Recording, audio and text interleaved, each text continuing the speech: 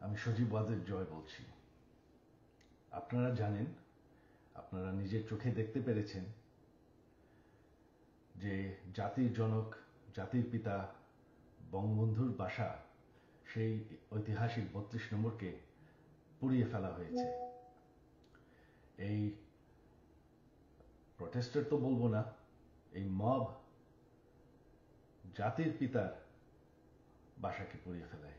সেই বাসা যেখানে বঙ্গবন্ধুকে হত্যা করা হয়, বঙ্গবন্ধুর আমার পুরা পরিবারকে হত্যা করা হয়, যেই বাসা ৭৫-এর খুনিরাও ধ্বংস করার সাহস পায়নি, যেই বাসা এখন এতদিন ওনার মিউজিয়াম ছিল, সেই বাসাকে তারা পুড়িয়ে ফেলেছে। বঙ্গবন্ধু একটি দলীয় বিষয় না, বঙ্গবন্ধু হচ্ছেন জাতির পিতা। বঙ্গবন্ধু না থাকলে আজকে আমরা বাংলাদেশ হতাম না, আজকে আমরা পাকিস্তান হয়ে থাকতাম।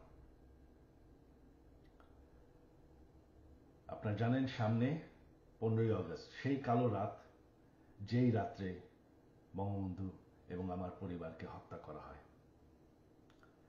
আমার আহ্বান বাঙালি জাতির কাছে যে আপনারা যদি স্বাধীনতার চেতনায় বিশ্বাস করেন, আপনারা যদি বাংলাদেশকে ভালোবাসেন, আর এই যে বাংলাদেশে বাস করছেন, এটাকে মেনে নেন যে বঙ্গবন্ধু আপনাদেরকে স্বাধীনতা দিয়েছে, আমাদেরকে স্বাধীনতা দিয়েছে।